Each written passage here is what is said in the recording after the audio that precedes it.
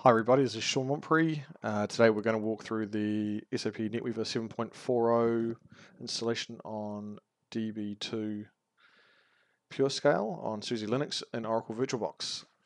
So I'm just quickly shooting through a few things here. You can obviously pause to have a look at some of the various versions. What I'm trying to show you here is that some of the key things for the Purescale implementation is we need shareable disks.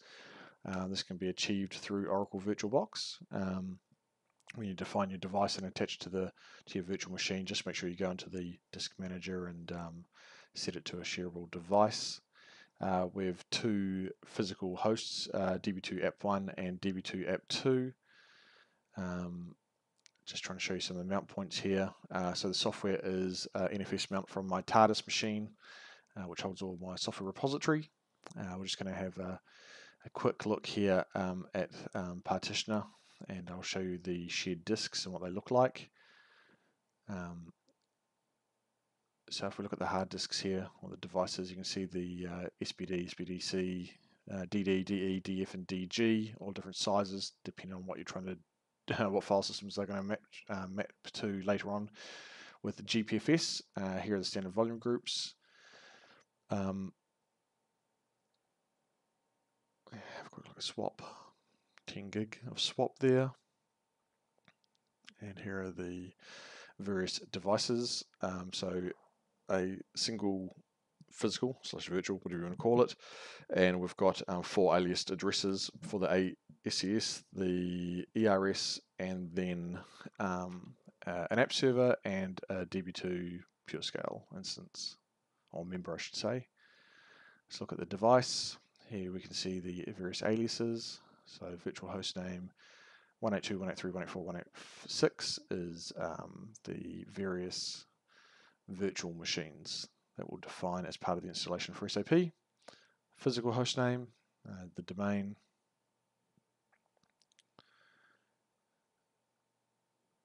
I've already posted a earlier YouTube clip about building the various SUSE Linux implementations, or the SUSE Linux virtual machines through Oracle VirtualBox. You can use that same video or YouTube clip for this as well, even though that was showing the various steps for HANA installation, but it applies to this as well.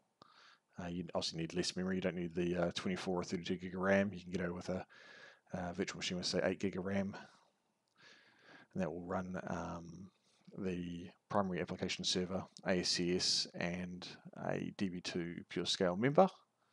So we're just going to run through the prerequisites here.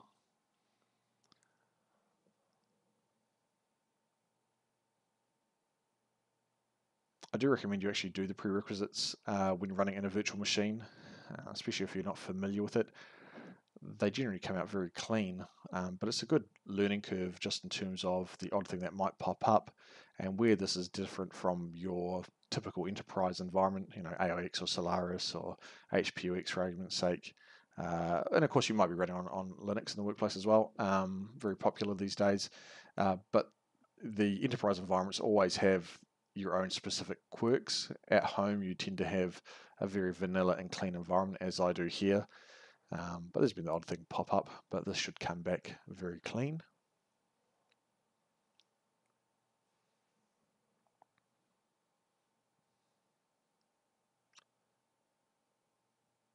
And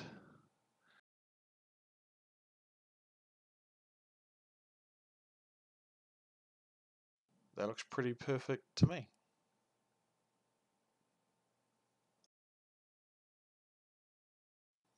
Okay, so we're going to move on with installing our ASCS. So the first thing we need to do is set the SAP virtual host name for our ASCS. So DB2 SAP-ASCS, and now we can fire up SAP inst.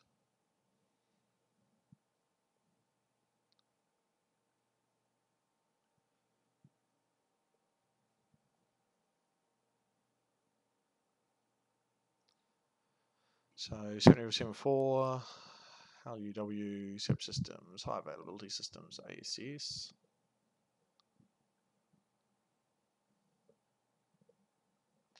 We will, as part of the ASCS installation, also install a ERS on the same host, which of course wouldn't be operating. Our SID's T01, Just point this to the NetWeaver 740 kernel.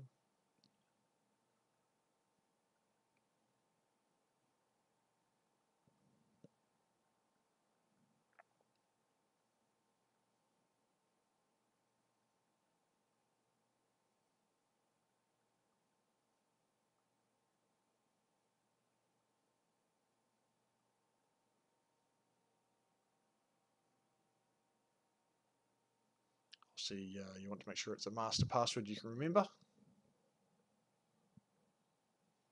and it needs to comply with the standard settings. Because for your DB2 Purescale instances, for the members, the user IDs across both systems need to be the same for the DB2 accounts. Just as a standard, I like to specify my UID and group IDs. So I have them listed here on the side, and as we step through this, you'll see I'll be incrementing the various UIDs and group IDs for the different accounts that we use. Purely so that I know that I can replicate them on my second member, which will also run another application server for SAP as well, and there won't be any mix-ups. So we'll set this 501, and sepsis is 600. Yep.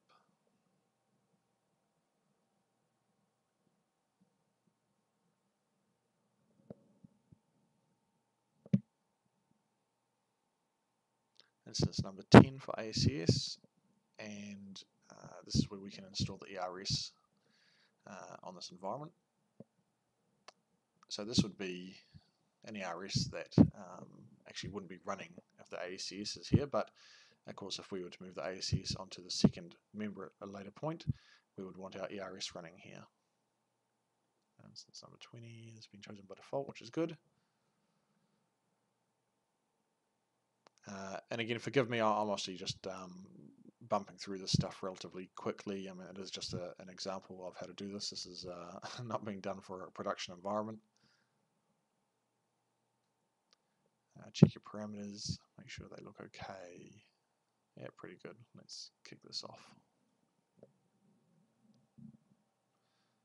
And I'm probably just going to speed this up so you're not watching all these steps.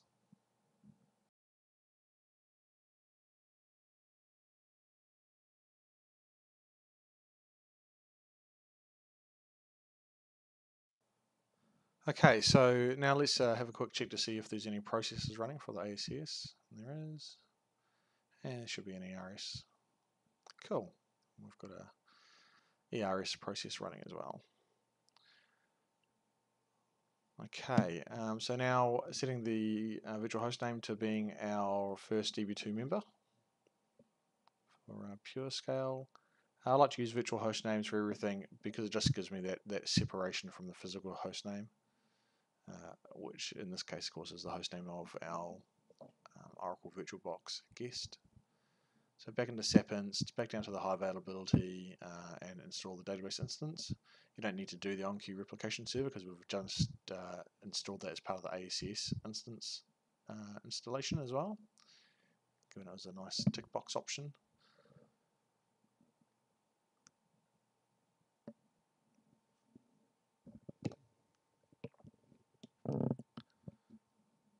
Okay, so all the typical prompts, so we'll just skip through some of these pretty quickly.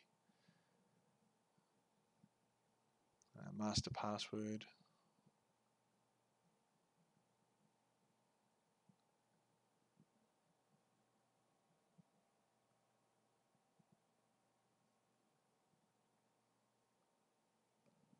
Select our kernel again. So again, mine is all sitting in an NFS mount.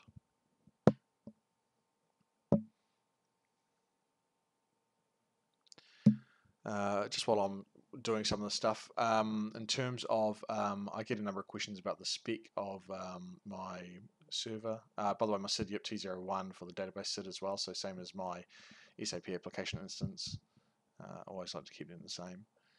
I'm running on a Intel i7. It's actually only, I think, a Gen 2 i7, but I've got 32 gig RAM in my machine, purely because I run up HANA on here. So this is the password for the SID-ADM account. Okay, again I'll specify the UID.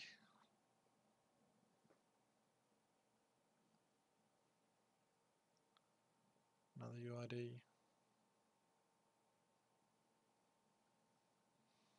And group 601 through to 604. 600 was sepsis.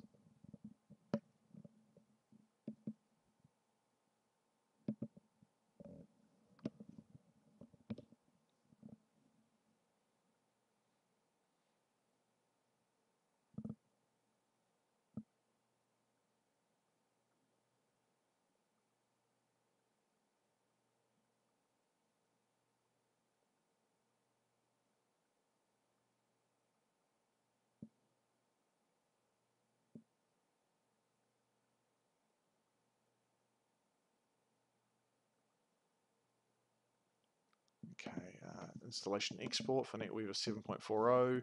You need to navigate into the folder itself and choose the EXP1 directory. So we'll drill down here, Data Unix, EXP1. If you don't choose the right position, the installer will tell you. Okay, RDBMS software for DB2. We're going to be installing DB2 10.5 with Feature Pack 1. So I'll just choose that.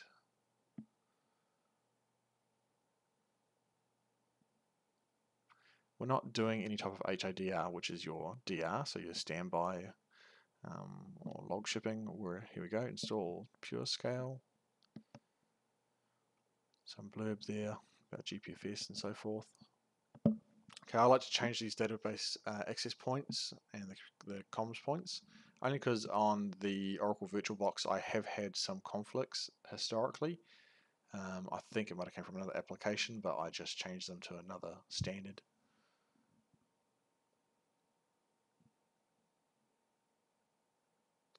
Okay, the client media. You make sure you choose the Feature Pack 1 or whatever. Make sure it's the same version as the DBMS. Yep, that'll do. Okay, use compression. Why not? Doesn't hurt. Okay, for GPFS, we're going to get rid of the 4 SAP datas and actually consolidate down to a single. And now this is where things get interesting. So you need to specify the device. So here we go.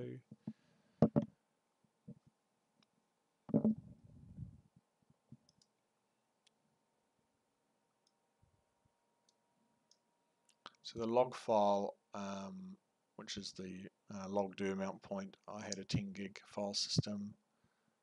The instance shared was 10 gig.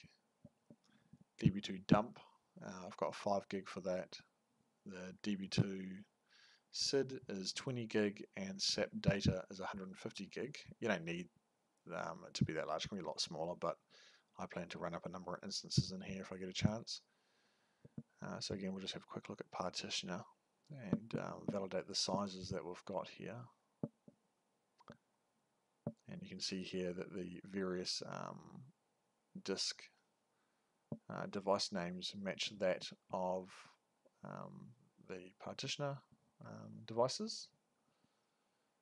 SDB, SDD, SDC, SDE, SDF, and we've also got SDG, so we're going to be adding in an additional GPFS file system for SAP mount, which of course is a single point of failure if you have application servers, because traditionally you would have NFS mounted that to your app servers from your central instance, but in a highly available environment you don't want that. You don't want to have the primary application server go down and all of a sudden you've lost your SAP mount NFS share. So we plan to make this a GPFS file system. So after we install DB2, the first member, we'll actually copy the contents of SAP mount into SAP mount GPFS and unmount SAP mount and remount the GPFS version of SAP mount. Not hard, pretty quick to do.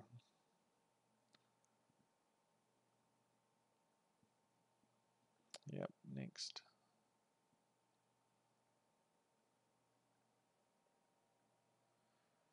Check all the options. Looks pretty good. Yep. Okay.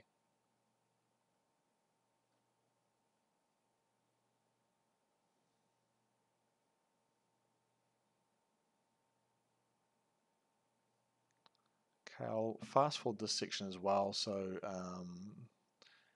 no one gets too bored watching this run through. If there's any problems, we'll stop and address those problems, but I'm pretty confident there won't be. Out of interest also in terms of hardware setup, my data files and various database virtual disks for Oracle VirtualBox are actually running on a 4-disk RAID set in my machine, set up in RAID 6. So the performance will be better than just a standard single SATA drive. And just have a look. A couple of things here. Show my host file. Forgot to do that at the beginning. So here you can see we're fully qualified with various virtual host names. And if we just have a quick look at FS tab, so you can see there are no GPFS mount points in here yet because none of that's been defined. You've only got the DB2 set mount and user SAP as the core file systems at this point. And as part of the actual GPFS installation from the DB2 media, it will generate the various file systems we need. So they're DB2 managed file systems in essence. Very nice feature. It makes things a bit easier for the Unix administrators in an enterprise environment. To be honest, depending on where your separation of role occurs, you might find your Unix administrators prefer to do customer managed GPFS file systems versus using the DB2 features to do so. And it doesn't matter, much the muchness. Okay, all right, I'm going to fast forward through some of this now.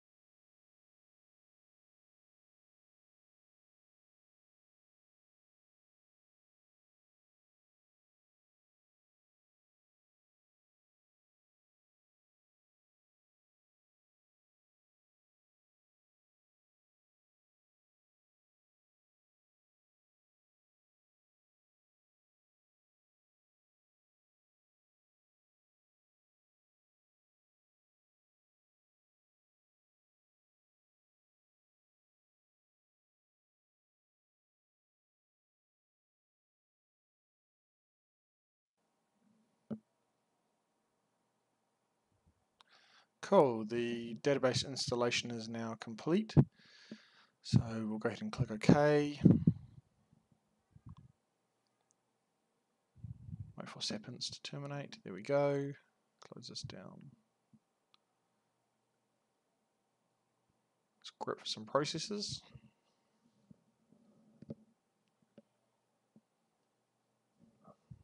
Nice.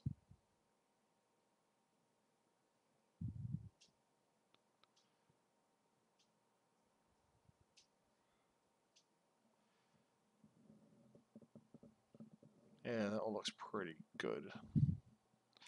So at this point, what we should go ahead is go and actually install the DB2 license. We can do that relatively straightforward.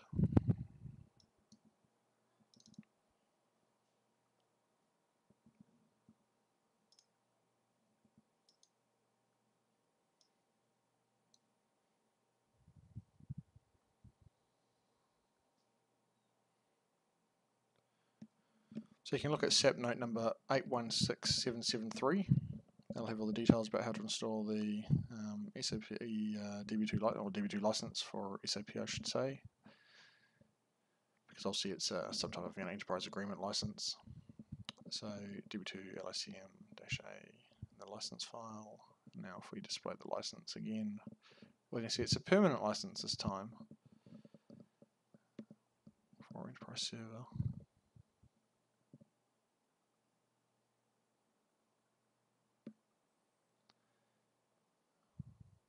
And now we are going to do the DB6 update script. By the way, this is all in the standard installation guide. I'm not making anything up here. We don't need to run the client one at this point, just the database one.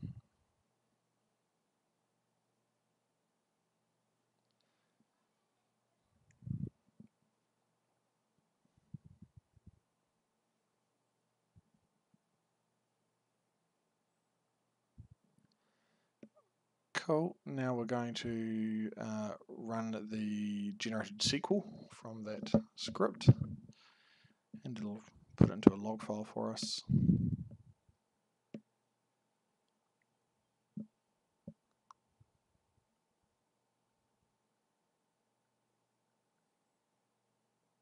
This doesn't take too long. This process will take only a minute or so, if that.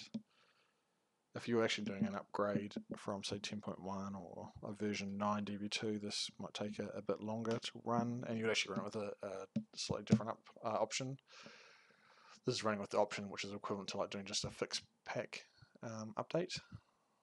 There's very different options in terms of actually doing a full release upgrade when running the script.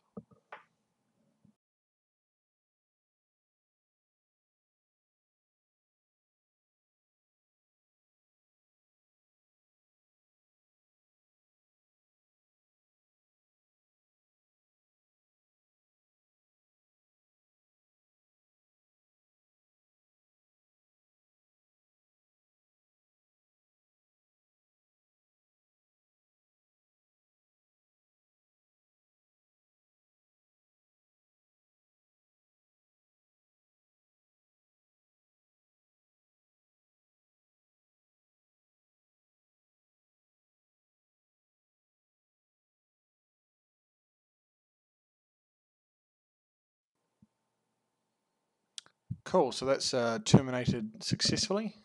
We'll just go and have a look at the log file, which should be the same output as what we've just had on the screen. Where are we?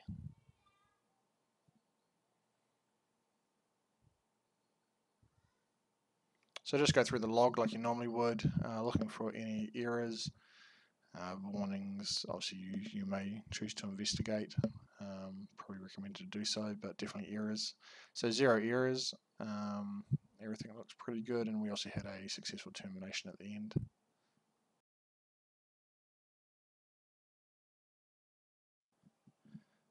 Okay, so at this point we want to look at copying our SAP mount contents into the GPFS SAP mount prior to installing the primary application server. You can obviously do it afterwards, but I'll just do it now prior to doing the install. So we'll stop SAP. So switch your user, T01ADM, or to your SetADM account. Stop SAP. We need to stop everything that's going to potentially utilize SAP mount. So anything that's got the NFS mount connections from your user SAP SIDS, ASCS. Actually, I don't think ERS does. No, yes it does for the profiles. And the primary application server. Oh, sorry, we don't have that installed yet. So we'll kill that. Here we go. So I'll just make sure everything's stopped.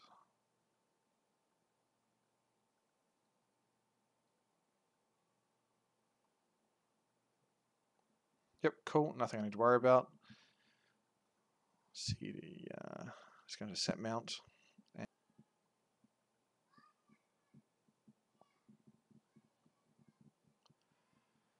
So let's just do a find on everything, and we'll just do a direct cpo minus dump v into the GPFS file system.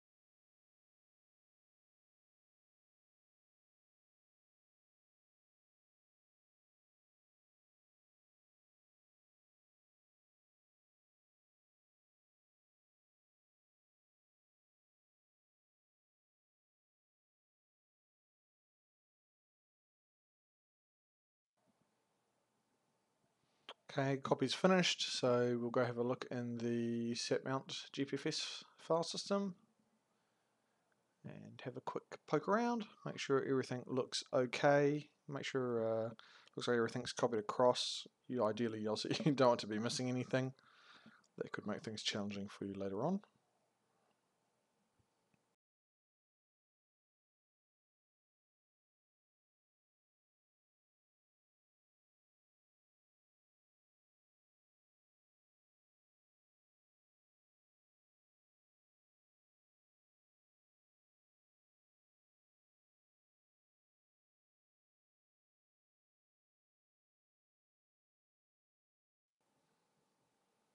Okay, things are pretty good, so let's just carry on.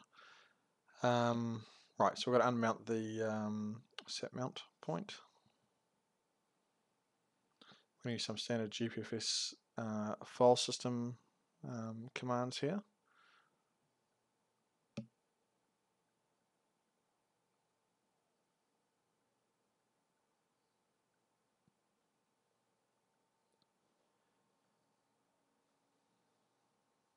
So first of all, we're going to have a look at the DB2 cluster view of the actual file systems. I'm pretty sure these wrappers, these DB2 commands, are actually just calling the standard GPFS commands. They may not be, but the fact that you can intermix them with the standard operating system commands, I'll be surprised if they can't.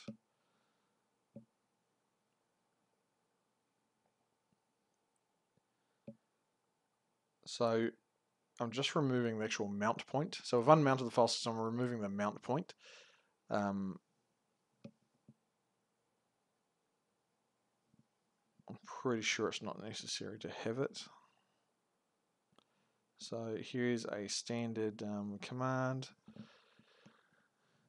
for GPFS.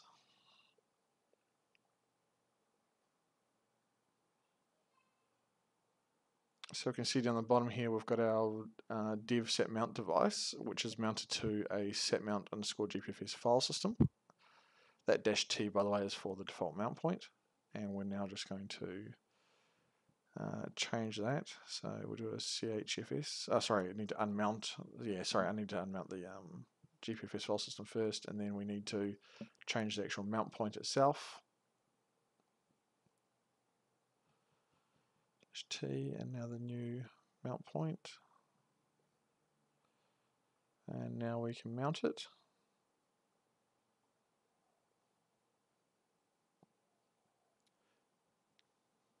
Cool. So now you can see dev set mount is the device and /set mount is the new file system.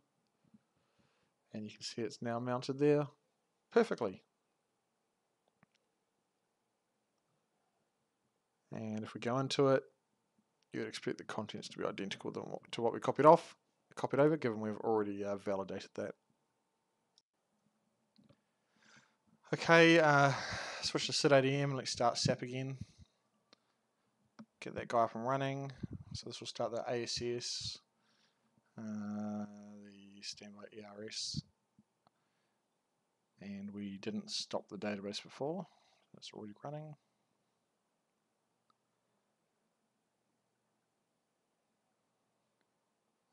Once this is running, we will then look at kicking off SAP Inst again to install the primary application server.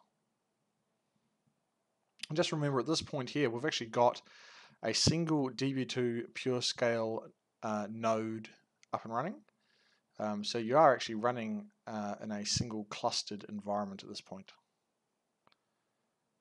So our file systems are all there. Let's grep for some processes. Yep, cool.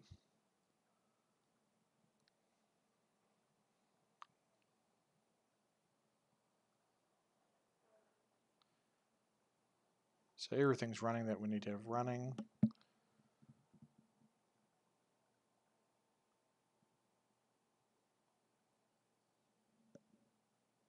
So we'll start the software provisioning manager again.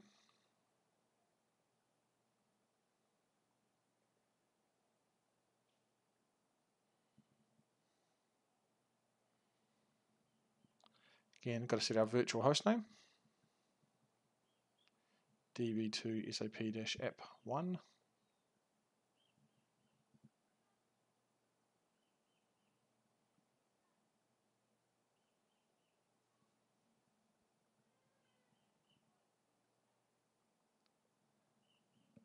Cool. NetWeaver 7.4, DB2 LUW, SAP systems, application server high availability, and primary application server instance.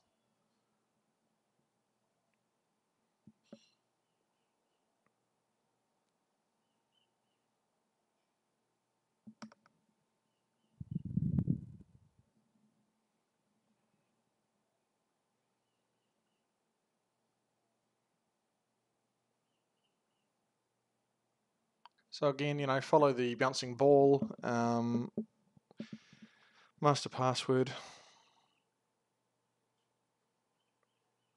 Again, by now you guys are probably very familiar with these types of screens. So this has been an SAP standard for a long time now.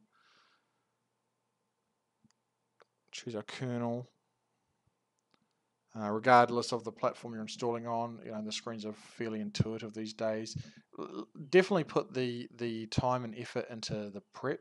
A lot of people, as far as I'm concerned, non-seasoned basis professionals just whack the media in and give it a go. That's not my approach. I like to do the homework up front to reduce the impact of problem solving as part of the process. In my view, it just saves time. So I set ADM password.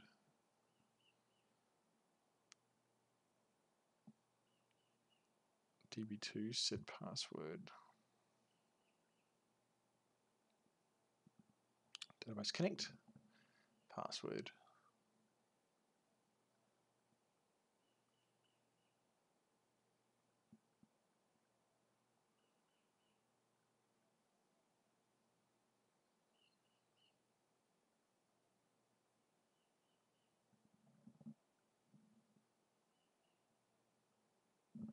And the process of installing the primary application server, again, a relatively quick process.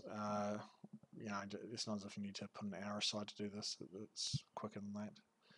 Some of the post jobs that do run for a little bit, but overall, put 60 minutes aside at the most. And again, this is assuming you've done the prep beforehand and you're confident that you're not going to have any conflicts anywhere.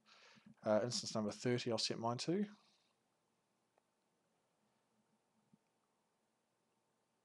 Cool. Just using the master password for the web ADM account. Nope, I want the password for DDIC to be the same, so we'll just carry on.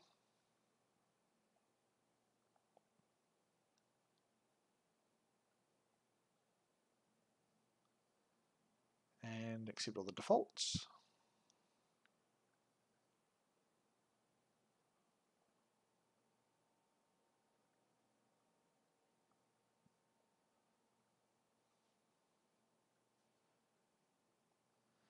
SDA is the standard I use for my Solution Manager Diagnostic Agent name, so I'm going to change it from the DAA to SDA, but again it doesn't matter, it's just a SID, up to you on what you want to use.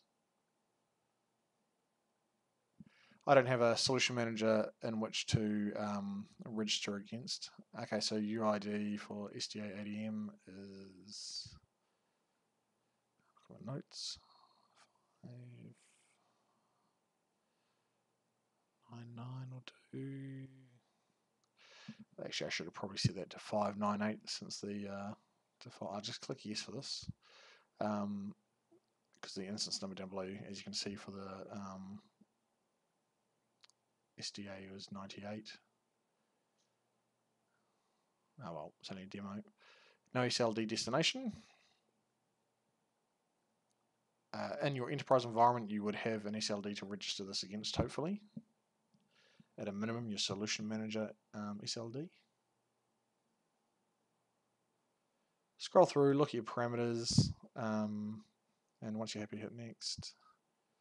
And away we go. Oops, I should have probably changed that UID from 599 to 598 just to match my standards, but that's okay. Again, it's just a demonstration. Okay, I'm going to fast forward this, just so no one dies of boredom if you haven't done so already. This is already a long video, but we're not far off finishing now.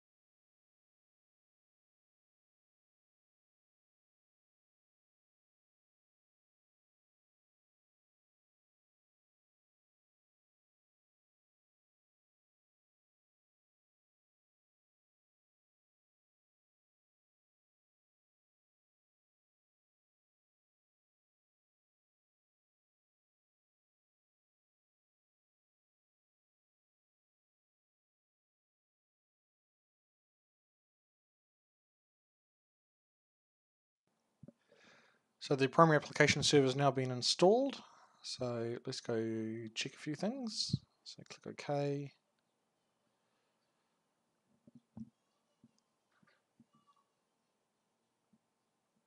And you can see we've got work processes, got a message server from the ASCS.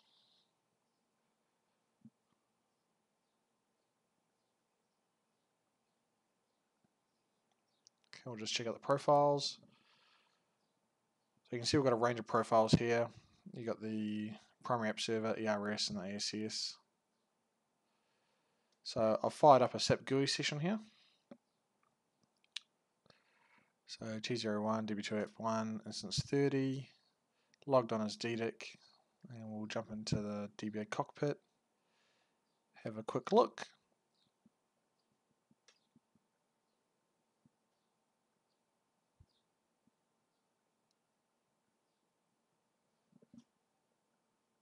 When you get a chance, also you want to run sgen and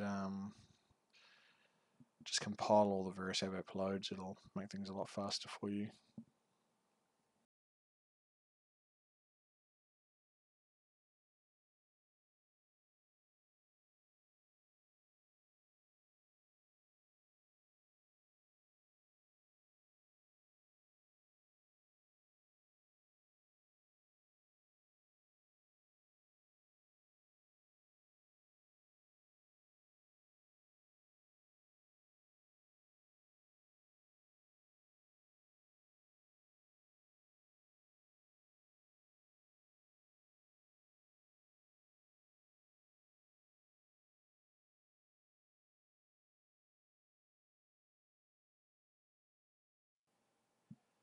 Once DB2 starts up, or DB cockpit, there you go, you get this prompt regarding note 1245200.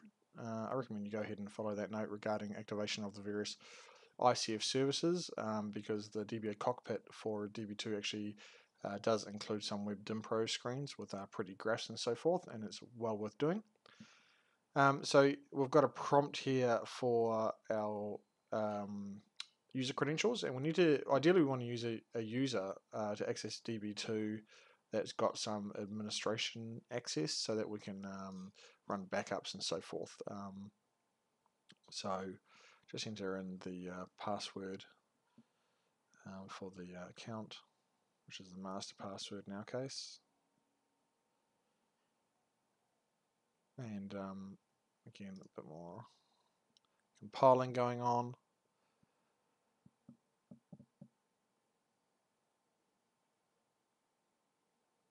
You also might want to look at SAP note 1692571, which is the DB2 configuration settings. It's recommended to review that note just to make sure everything is optimal as per the note.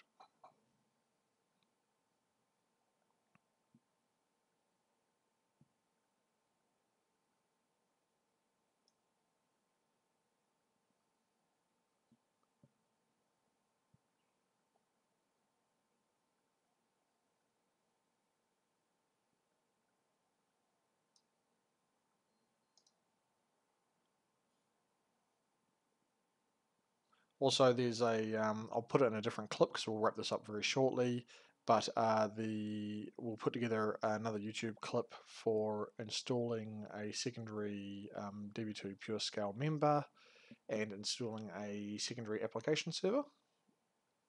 I've already got the Linux Oracle VirtualBox guest sitting there waiting to do that. And there's also a note, I'll find the number, and we'll include that in the next video for importing an SAP transport that updates the DB cockpit with some additional functionality for actually monitoring your DB2 Purescale members, which is really nice.